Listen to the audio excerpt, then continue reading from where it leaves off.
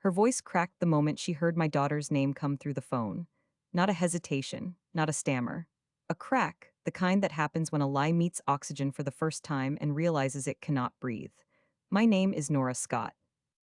I was standing in my kitchen at 10:17 at night, holding my phone with one hand and my daughter's hand with the other. And my mother-in-law, my husband's mother, Claudette Ferreira, was on the other end of the line trying to pretend she did not know what I was talking about. I did not cry. I did not raise my voice. I did not say a single word that I had not already decided to say before I dialed her number. But I am getting ahead of myself. Let me tell you how we got here. The recital was the next morning. My daughter, Lily, 8 years old, gap-toothed, obsessed with anything that made music, had been practicing for 6 weeks. Not casually. The way only a child who genuinely loves something can practice. Dragging a step stool to the piano bench, arranging her sheet music with a seriousness that made her look 40 years old, and then playing until I told her it was time to stop. We had 47 videos saved on the family laptop. 4 years of recordings, starting with the first time she plunked out the opening notes of a song she had heard at her kindergarten winter concert, and asked me, with complete sincerity, if she could learn to do that. Every single file was gone. To understand what that meant, you have to understand that those recordings were not just videos. They were the entire arc of a child learning to believe in herself. There was a video from when she was 4 where she played 3 notes in a row correctly, and then looked up at the camera and said, in a very small voice, "Did I do it?" There were recordings from the weeks after her grandfather died, when playing was the only thing that seemed to help her process something too big for an 8-year-old to hold. There was the first recording where you could hear real music in her hands, not just effort. I had watched that one so many times I could have described every second of it. And there was the recording of her practicing the opening piece for this recital, the one she wanted to watch one more time before bed, to settle her nerves, the way some kids need a glass of water, and some kids need to see proof that they can do the thing they are terrified of doing. I found out they were gone at 10 o'clock at night, the evening before the recital, when Lily asked to watch herself play, and I opened the laptop and the folder was empty. Claudette Ferreira, my husband Daniel's mother. She had been at our house that afternoon, ostensibly to help organize family photos for a project Daniel had been meaning to finish for 2 years, a digital album for his grandmother's 90th birthday. She had asked for access to the family laptop. I had given it to her without a second thought. I was in the backyard with Lily, running through the piece one last time in the open air. Claudette was inside, alone, with the computer. I pulled up the recovery logs before I called her. The timestamps were not ambiguous. The folder containing every piano recording had been accessed at 2:43 in the afternoon while I was in the backyard. The files were moved to the recycle bin at 2:44. The recycle bin was emptied at 2:45. All of it done under her username, the one Daniel had created for her months ago when she started helping with the photo project. I took a screenshot of the log. I sent it to my own email. Then I called her. Her voice cracked when I said Lily's name, but I am getting ahead of myself again.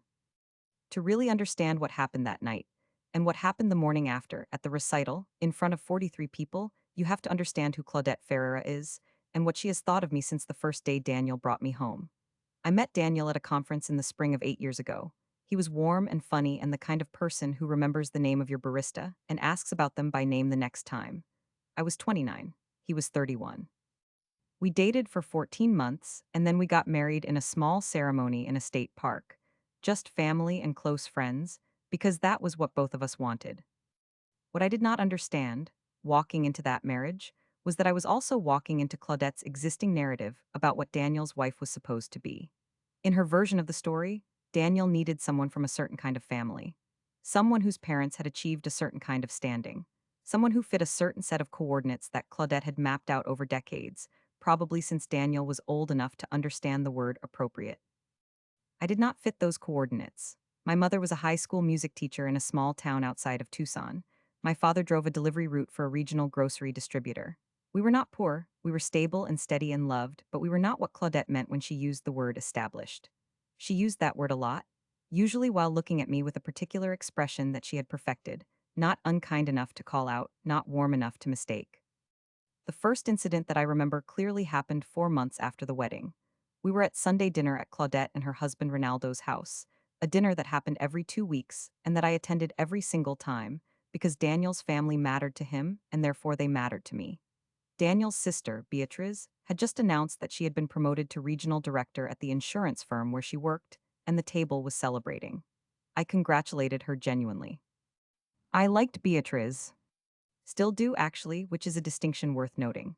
At some point during dessert, Claudette set her fork down and looked at me across the table and said, with the tone of someone offering genuine guidance, Nora, you should really think about getting your real estate license. The market is strong right now, and it is flexible enough for when you have children.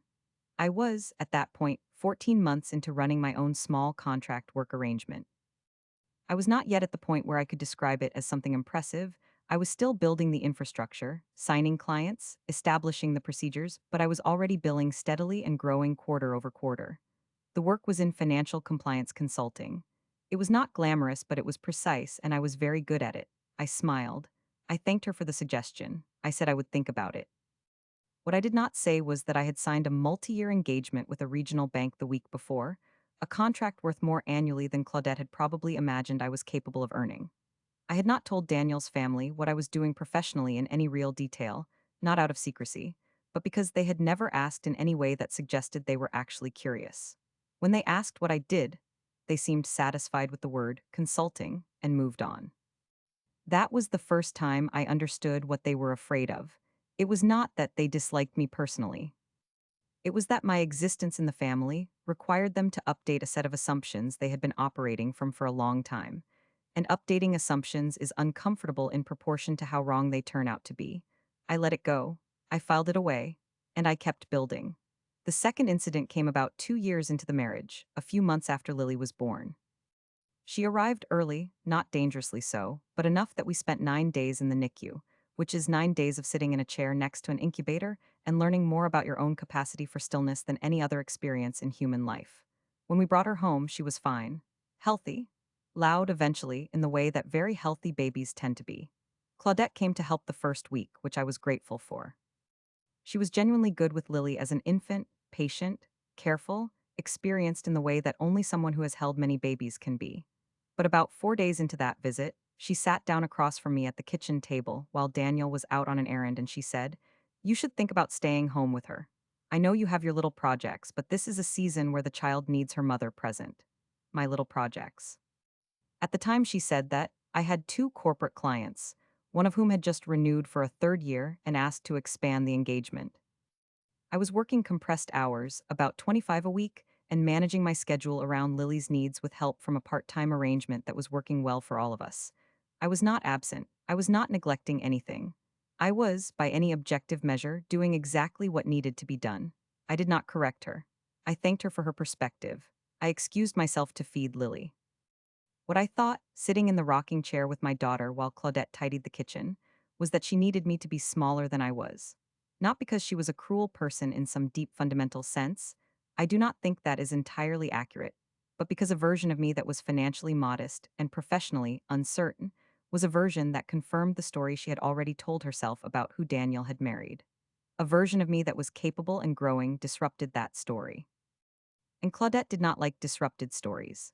People who need other people to be small are always more frightened than they appear. I had an appointment the following week with a financial advisor named Gordon Chu, who I had been working with for about 18 months by then. We were in the process of structuring a college savings account for Lily, a 529 plan that I had started funding before she was 4 months old, growing it steadily from a portion of every contract payment I received. By the time Lily turned 8, that account had grown to $65,000. Gordon managed it. I reviewed the quarterly statements. Claudette had no idea it existed. What I did not know yet was that she had already done something worse than those 2 moments. I would not find out what it was until years later, when a piece of paper surfaced at exactly the wrong moment, or, depending on how you look at it, exactly the right one. The third incident happened when Lily was 5 years old and had been taking piano lessons for about 6 months. She had started asking about lessons herself, not because Daniel or I pushed her, but because her kindergarten music teacher, a gentle man named Mr. Osai, had recognized something in the way she approached the classroom instruments and told us privately that he thought she had real instincts. We found a teacher in the neighborhood, a retired concert pianist named Helena Vance who taught out of a studio attached to her house. Helena was exacting and warm in equal measure, and Lily adored her. Claudette came to Lily's first informal student showcase, a small thing, just the families of Helena's students gathered in her studio, and she sat through it with the fixed smile of someone who had decided before arriving that they were not going to be impressed. Lily played a simplified arrangement of a Bach minuet. She did not play it perfectly. She was 5, but she played it with a kind of focused attention that made Helena catch my eye afterward and nod. In the car afterward, Claudette turned around from the front passenger seat. She had come with us. Daniel was driving and said to Lily directly, "That was very nice, sweetheart. Music is a wonderful hobby." Then she looked at me. "You should be careful not to push too hard. Not every child has the natural talent for something like this. Better to keep expectations realistic." Lily was 5 years old. She was sitting in her car seat eating a fruit snack and she asked, completely sincerely, "What does realistic mean?" Daniel said, "It means real." Lily considered this and said, "My piano is real." And then she went back to her fruit snack. I did not say anything to Claudette in that car, but I thought, you said that to a 5-year-old. Not to me, not to Daniel, to a 5-year-old who had just stood up in front of a room full of people and done something terrifying and done it beautifully. You looked at a child and your first impulse was to manage her expectations. I had filed away enough moments by then to understand the pattern completely. What I did not yet know was how far Claudette was willing to go to protect her version of the story, or what she would be willing to destroy to do it. That was the third time. There would be a fourth, and the fourth time would be different. By the time Lily turned 7, my consulting work had grown to the point where I had formalized it into a proper LLC, brought on 2 part-time contractors, and was billing at a rate that required me to have a conversation with Gordon Chu about restructuring, how I was compensating myself for tax efficiency purposes. The work was the same: financial compliance, regulatory review, the careful and precise work of making sure institutions were operating within the boundaries of their obligations. But the scale had changed quietly and steadily, the way most things that matter do.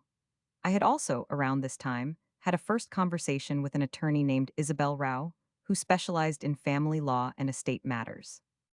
I had gone to see her not because of any specific emergency, but because I had been thinking for a while about the shape of what I had built and what would happen to it if something went wrong, and more practically, because I had learned over the years that having the right professional in place before you need them is the difference between being prepared and being caught. Isabel and I met in her office on a Tuesday afternoon in early spring.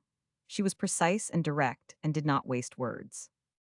We talked for an hour about general structure, about what protections existed for assets held in an LLC, about what certain family arrangements could and could not affect, about what documentation she would want to have in place if anything were ever formally disputed. I did not tell her anything specific had happened. I just wanted to understand the landscape. She told me at the end of that meeting, the people who come in before there is a problem are always the easiest clients to help. I had scheduled a follow up for the spring, 3 months out. I put it in my calendar and I did not mention it to anyone. Daniel knew the broad shape of what I was doing professionally. He knew I was busy, that the work was going well, that I had clients and contractors, and that Gordon managed my finances with a level of rigor that I trusted completely. He was proud of me, in his easy, uncomplicated way, and he had never pushed for details I had not volunteered. He is not a complicated person. That is one of the things I love most about him. What he did not know, what no one in his family knew, was the exact scope of what I had accumulated, or that I had sat in Isabel Rao's office and had a conversation about what it would take to protect it. The first close call happened at a family dinner in the fall, about 8 months before the night I am describing.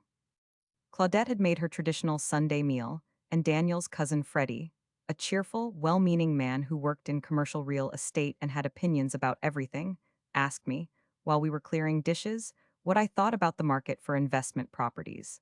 Just making conversation. He was not suspicious. He did not know he had walked directly into a minefield.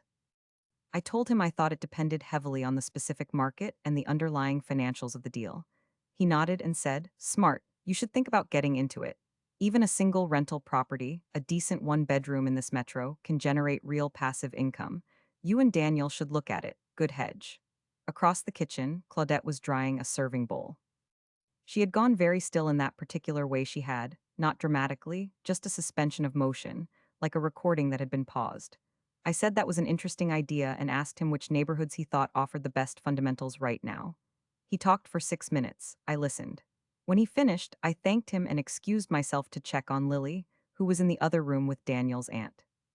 What I did not say was that I had, 10 months prior, completed the purchase of a small investment property, a 2-unit building about 40 minutes from where we lived, through my LLC, with Gordon's guidance and under the advice of a real estate attorney Gordon had recommended. The property had been generating rental income since the spring. The purchase price had been $420,000. The building was worth more now. I had less time than I thought before someone, in that family, stumbled onto the truth by accident. The second close call came 3 weeks before the night of the recital. Claudette was at our house, one of her increasingly frequent visits, always framed around Lily, always welcome on the surface, and she asked to use the family laptop to look up a recipe while I was making lunch. I said of course and left her at the kitchen table with it. I was in the kitchen, maybe 10 feet away. I could hear the sound of typing. Then, Nora, what is this folder? I turned around. She was pointing at the screen with one finger, the way someone points at something they do not recognize and cannot quite believe. The folder she was pointing at was labeled HC Rental Records. It was in a location on the desktop that I had thought was obscure enough not to attract attention. I had been wrong about that. I dried my hands on the dish towel. I walked over. I looked at the screen. I said calmly, "That is a tax document folder. Gordon has me keep local copies of everything. He is very particular about redundancy." She looked at the folder icon for another moment, then she looked at me. "What is HC Rental?" "A client code," I said. "I have a client in the hospitality compliance space. Restaurants, rental operations. It is a little technical." She looked at me for a long moment. Her hand went briefly to the small gold cross she wore at her collarbone. She always touched it when she was trying to decide whether to press further. Then she nodded slowly and went back to the recipe search. "You work so hard," she said, in a tone that managed to be both a compliment and a verdict. I stood in the kitchen and I thought, she almost saw everything. And she had no idea what she had almost seen. That was the moment I realized how precisely she had underestimated the distance between where I was and where she thought I was, and how little time I had left before the gap became impossible to explain casually. What she said next, 15 minutes later, while we were eating lunch and Lily was chattering about the recital, changed my timeline entirely. She looked at Lily, who was describing the opening piece in her 8-year-old way, and she said with a smile that did not reach her eyes, "You are so enthusiastic, my love. That is the most important thing at this age, just enthusiasm." Lily looked up and said seriously, "Helena says I am ready." Claudette's smile stayed exactly where it was. "Helena is very kind." I set my glass down very carefully, because what I heard in that sentence, two words, very kind, spoken in that particular register, was the same thing I had been hearing for 8 years, pointed now at my daughter instead of me. Not at me anymore. At Lily. I called Isabel Rao that afternoon. "I need to move the follow-up to next week," I said when her assistant answered, "and I need to add something to the agenda." The recital was 6 weeks away. Everything I had been building quietly, carefully, across 8 years, was about to be tested in front of 43 people in a school auditorium. The timing felt impossible. Or maybe it was exactly right. The recital was the next morning at 10 o'clock. Lily had been asleep since 8:30, worn out from a full day of final practice and the particular exhaustion that comes from caring about something with your whole body. Daniel was downstairs watching something on his laptop. The house was quiet in the way houses get quiet when a child is sleeping, a kind of held breath stillness that you learn to move through carefully. I was in the kitchen, and I had opened the family laptop to check something for a client, and out of habit, the same habit I had every night for 4 years, I navigated to the folder where we kept Lily's recordings. I was not even going to watch one. I just wanted to see them there. The way you check on a sleeping child, not because you expect something to be wrong, but because the act of checking is itself a comfort.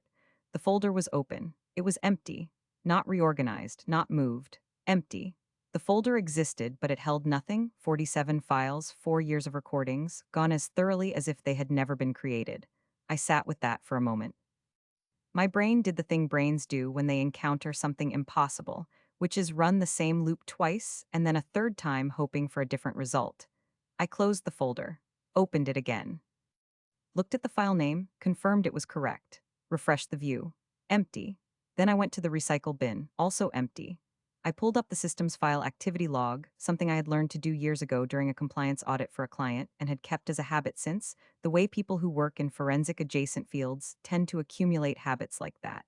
The log showed every file operation performed on the system with a username and a timestamp. I scanned back through the afternoon's entries. At 2:43, Claudette's username had accessed the recordings folder. At 2:44, 47 files had been moved to the recycle bin. At 2:45, the recycle bin had been emptied. 3 minutes, 47 files, gone. I took a screenshot of the log. I sent it to my own email. I sat at the kitchen table for 90 seconds. I know it was 90 seconds because I counted, and I thought about what I was going to do. Not about whether to do something. That was not a question. The only question was sequence. I texted Daniel first, just, can you come to the kitchen when you have a second? He came in 2 minutes later, curious, and I showed him the laptop without saying anything. I watched his face as he went through the same loop I had, open the folder, look at it, close it, open it again. Then I showed him the recovery log. He sat down very slowly, the way someone sits when their legs have decided not to be reliable. That's my mother's login, he said. Yes, he ran a hand over his face.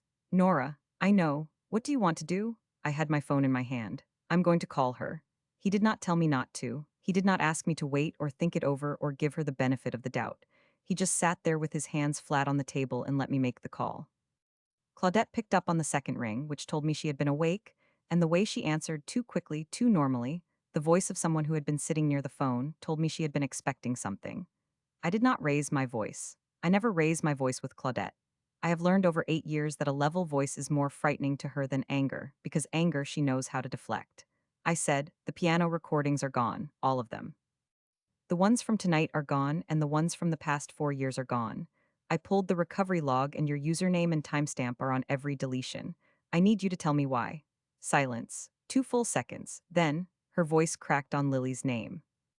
She had started to say something, probably a denial, probably something along the lines of I don't know what you're talking about.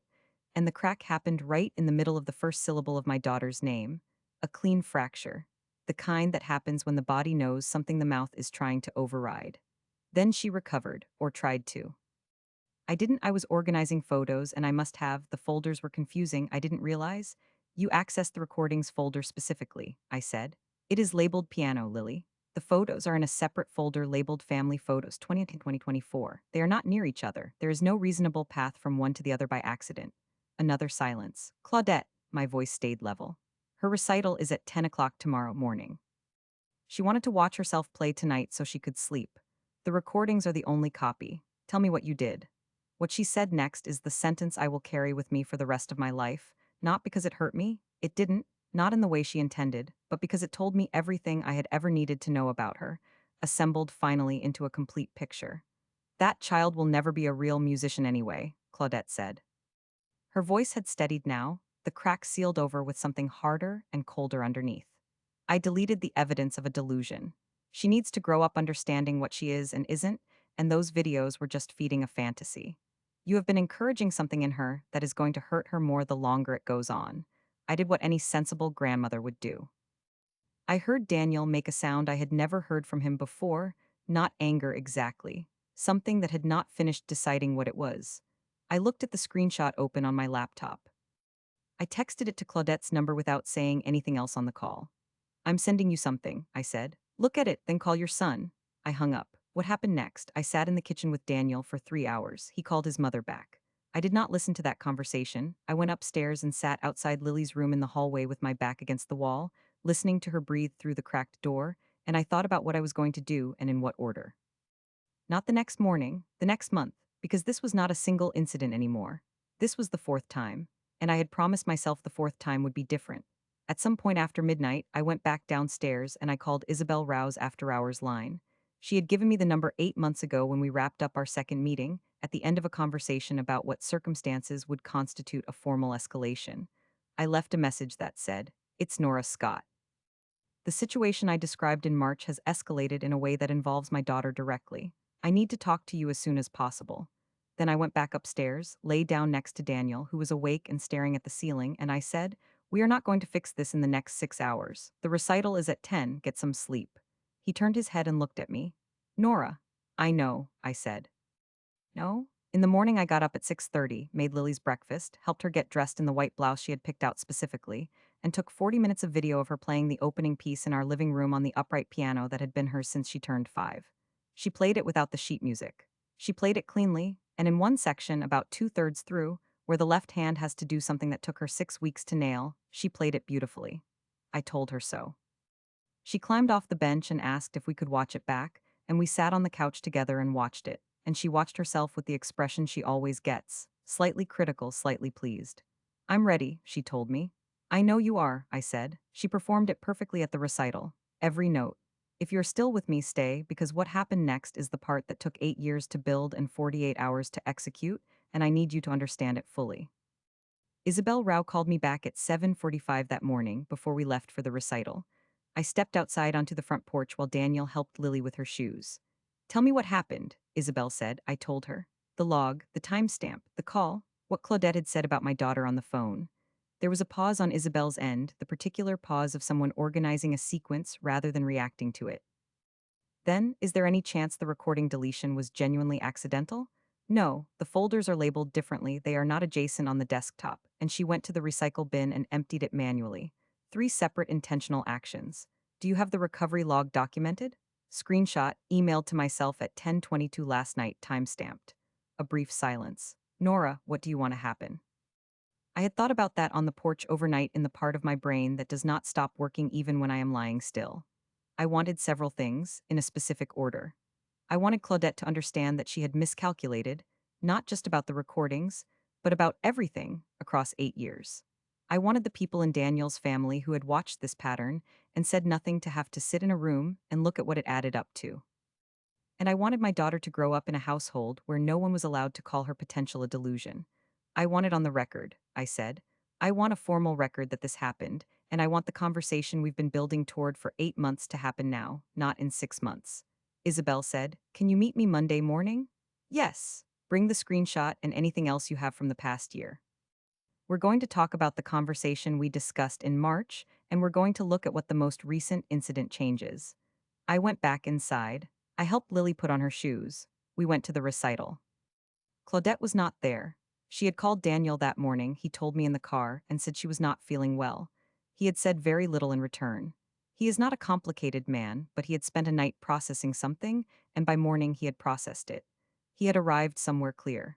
We sat in the auditorium and Lily played, and I recorded every second on my phone. Beatrice was there, she had known about the recital for weeks, and she sat next to us and squeezed my hand at the end of Lily's piece without saying anything.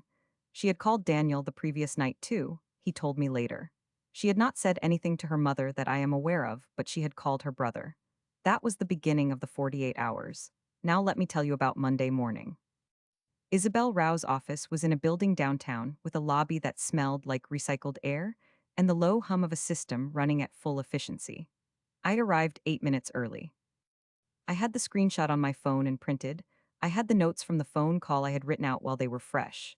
And I had a file that Gordon Chu had prepared for me 4 months earlier at my request, a summary document outlining the assets I held through my LLC, and personally, the college savings account, the investment property's current valuation. Gordon had prepared it for insurance purposes, and I had been keeping it current. Isabel came to get me from the waiting room herself, which was not something she usually did. We sat down and she said, Before we get into the formal strategy, I want to tell you something. What she did to those recordings is almost certainly criminal mischief under the state statute. Destruction of personal property, potentially aggravated because it was done with demonstrable intent and affected a child's participation in an event. It is not a felony, but it is prosecutable. I want you to know that is on the table. I understand. The more significant picture, she continued, is what we discussed in March. You've been building a documented pattern. What happened Friday night is the most recent and most overt instance of that pattern, and it involves your daughter directly. She looked at me. You mentioned in March that you were thinking about formally separating your financial interests from the family structure in a way that made your position explicit. Are you still thinking about that? Yes. Then here is what I recommend we do, and in what order. She talked, I listened. I took notes. The conversation lasted 1 hour and 40 minutes, and at the end of it, I had a clear sequence of steps and a timeline. The immediate step was a formal demand letter. Not a lawsuit, not yet, but a documented, attorney-signed communication to Claudette that outlined what she had done, cited the recovery log, and formally stated that any further contact that interfered with my family's property or my daughter's well-being would result in legal action. This was partly practical and partly strategic. A demand letter creates a paper record and requires a response, which becomes part of the record. The second step was a formal family meeting. Not a dinner, not a casual gathering. A meeting scheduled with attendees communicated in advance, at which I would be presenting a clear picture of where things stood between me and Claudette, between me and the family, and what I expected going forward. Isabel would not be present at the meeting, but she would know I was having it, and I would document it. The third step we agreed to table until after the meeting, depending on how it went. I drove home and I called Daniel and I told him what I had discussed with Isabel. He was quiet for a long time. Then he said, "What do you need from me?" "I need you to call your sister and tell her there's going to be a family meeting in 2 weeks, Saturday afternoon, at your parents' house." Another silence. My mother's house. Yes, he understood why. I needed Claudette on her own ground, surrounded by her own family, because the point was not to ambush her privately. The point was for the people who had watched 8 years of this to be present for the accounting of it. He did not like it, but he understood it. "Okay," he said. "I'll call Beatrice tonight." The demand letter went out from Isabel's office on Wednesday. Claudette received it on Thursday. Daniel told me she called him immediately after receiving it, voice tight, asking what it meant and whether I was really going to pursue this. He told her it meant exactly what it said, and that the family meeting was happening in 2 weeks regardless. Ronaldo, Daniel's father, a quiet man who had always treated me with a basic courtesy that stopped well short of warmth, called Daniel the following evening and said that he thought the situation was being blown out of proportion, and that family matters should be handled within the family. Daniel said, "Nora is my family." I did not hear that conversation in real time. He told me afterward.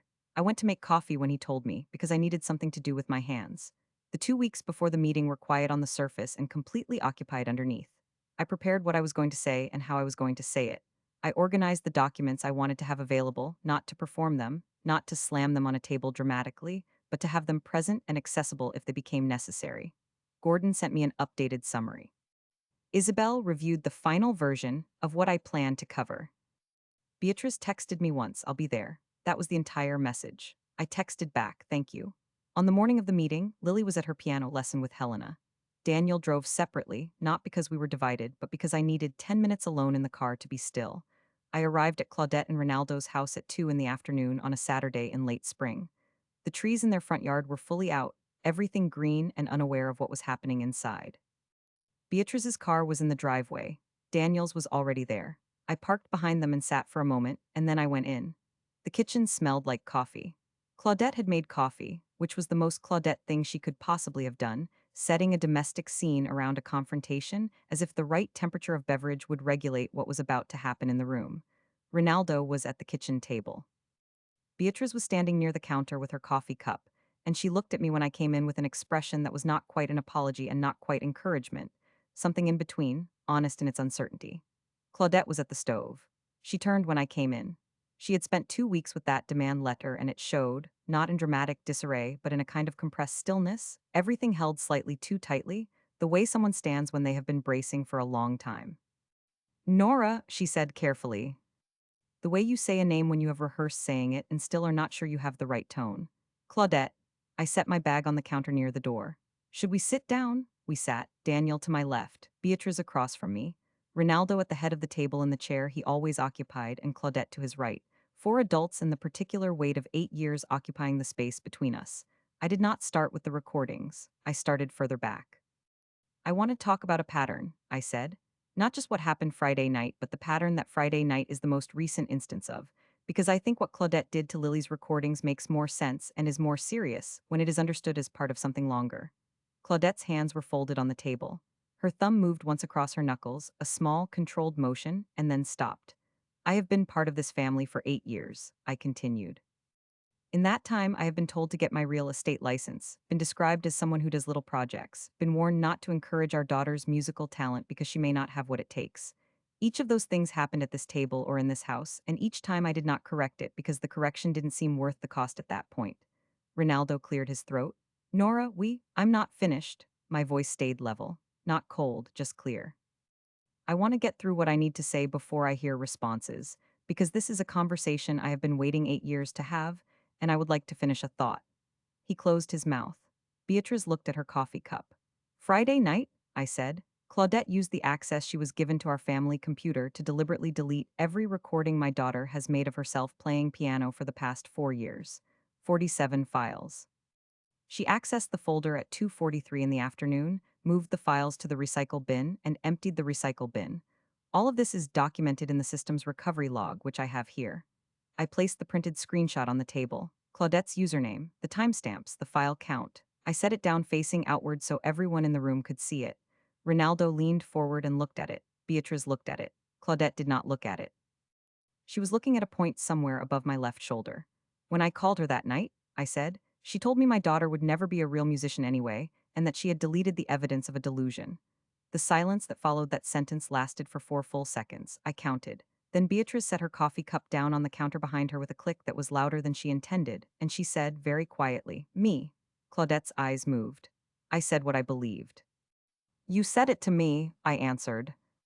About a child who had just performed in her first recital that morning. A child who played every note correctly. She plays at a children's level. She is 8 years old. I did not raise my voice. That is precisely what she is supposed to play at. Her teacher, a professional, a person who has been doing this for 30 years, says she has real instincts. I believe her teacher.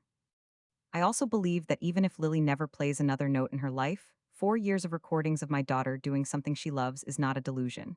It is a record of a child growing, and you destroyed it. Claudette turned to Daniel. Her voice had shifted, dropped from its controlled register into something slightly unsteady. "Daniel, you know I would never, you did."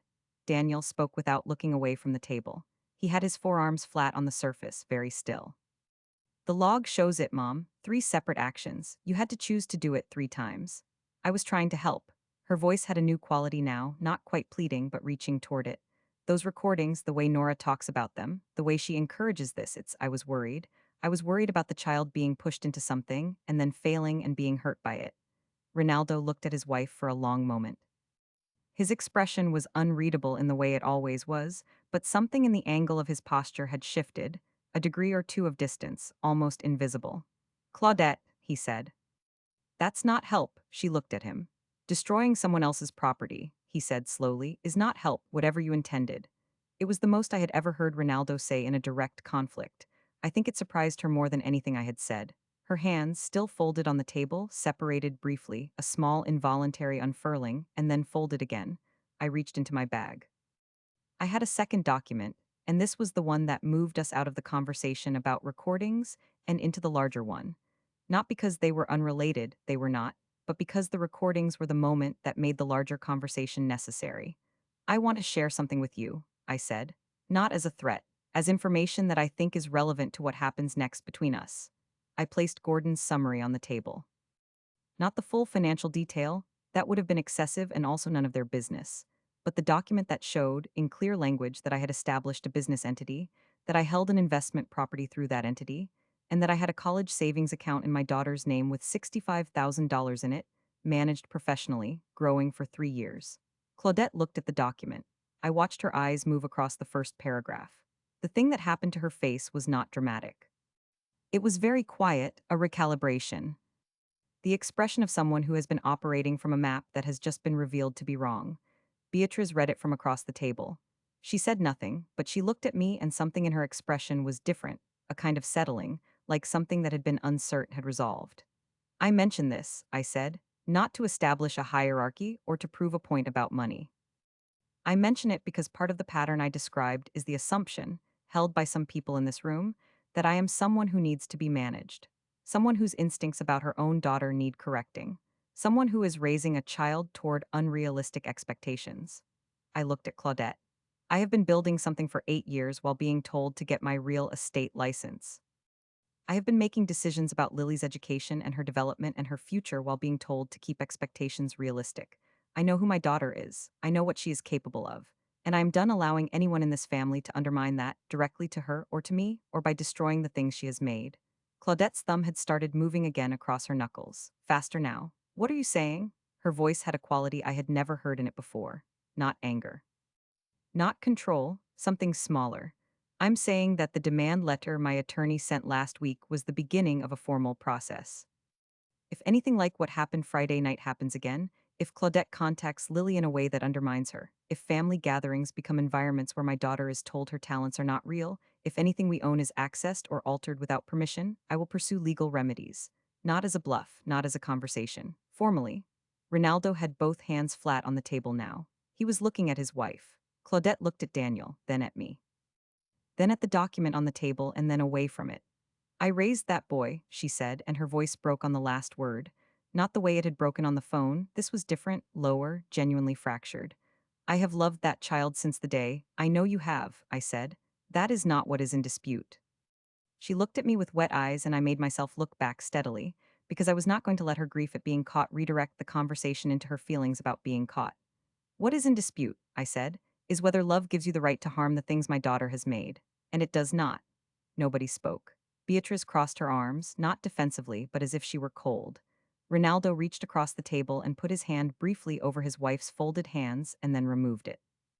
Daniel had not moved. The coffee was going cold in 4 cups that nobody had touched in several minutes. Claudette looked down at the table. Her shoulders came forward by half an inch, a small collapse, barely visible but present. Then she said, in a voice that had given up most of its structure, I don't know how to take back what I did.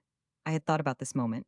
I had thought about what I would say if she arrived at it, and whether I would be generous or whether I would be precise, and I had decided that what the moment required was not warmth or coldness but accuracy.